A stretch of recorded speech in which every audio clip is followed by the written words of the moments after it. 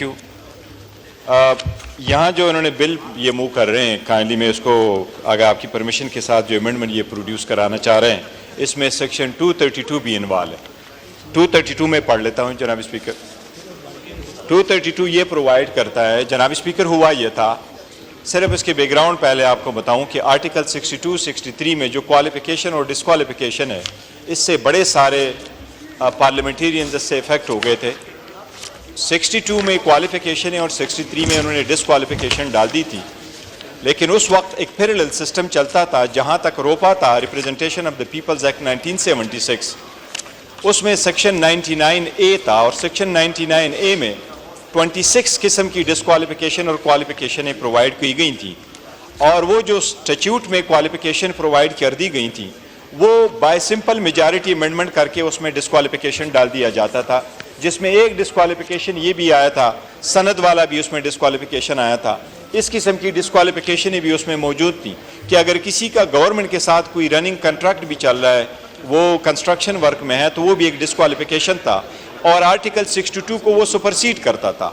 अब इसके बाद ये सारा प्रोसेस चल गया था और इस लॉ में 2017 में, क्योंकि लोग सुप्रीम कोर्ट के उस प्रोसेस से जा चुके थे, डिस्क्वालिफिकेशन है, इसमें 232 में ये क्वालिफिकेशन प्रोवाइड कर दी गई थी, जिसमें मैं कहता हूं कि जो स्टैट्यूटरी डिस्क्वालिफिकेशन थी, they did away with it, कि क्वालिफिकेशन एंड डिस्क्वालिफिकेशन पार्लियामेंटेरियन का वो सिर्फ और सिर्फ हिस्सा होगा आर्टिकल 62, 63 का। तो जो आर्टिकल सेक्शन 232 में था वो ये है, इलेक्शन एक्ट ये प्रोवाइड करता है the qualification and disqualification of a member. जनाब स्पीकर, मैं ये सेक्शन 232 पढ़ रहा हूँ। क्वालिफिकेशन एंड डिस्क्वालिफिकेशन ये टाइटल है, इसमें ये provided the qualification and disqualification of a person to be elected, chosen and to remain as a member of the Majlis Shura of parliament और a provincial assembly shall be such as provided in Article 62 and 63 of the Constitution. आगे लिखा है, provided that the procedure, manner and duration of the disqualification and qualification under this section shall be as such as specifically provided in the relevant provision of Article 62 and 63 of the Constitution, and where no such procedure, manner or duration has been provided for therein, the provision of this act shall apply.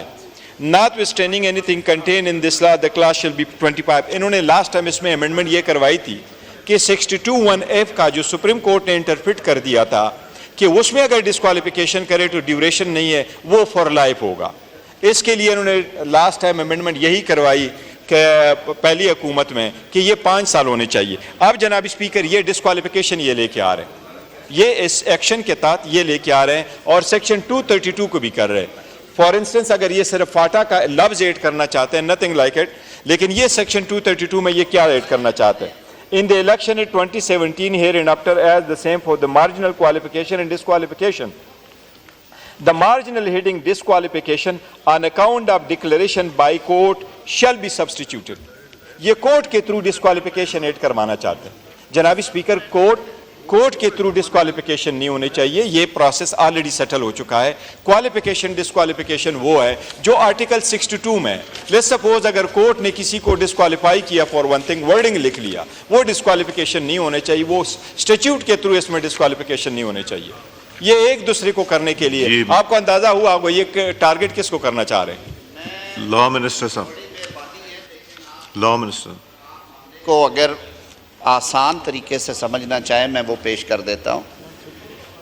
जो amendment से आपको डर आ रहा है वो amendment हो चुकी हुई है, that is already part of the election act 2017। ये जो एक ड्रैकोनियन फैसला आया था जिसमें ताहयात नाअहली लिख दी गई थी कि आप मरने तक नाअहल रहेंगे, और सैकड़ों लोगों को घर भेज दिया गया था, वो इस पार्लियामान ने अल्लाह के फजल से ठीक की और सुप्रीम कोर्ट में वो मैटर गया, सुप्रीम कोर्ट के लार्जर बेंच ने उसको अपहोल्ड किया।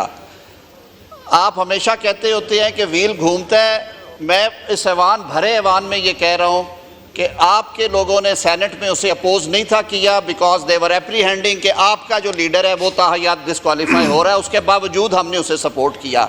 खुदारा हर चीज़ में मेलाफाइडी ना ढूंढा करे, बोनाफाइडे एक्शंस के ऊपर भी आप बात मेलाफाइडी की तरफ ले जाते हैं, वो it is already part of section 232 कि notwithstanding anything contained in any order, decree, judgment of a court or anything in the law, any disqualification provided under Article 62, 63 shall not run beyond 5 years. اور یہ ایک logical بات ہے. Contempt میں آپ کو سزا ہو 5 سال کے بعد آپ بحال ہو جاتے ہیں.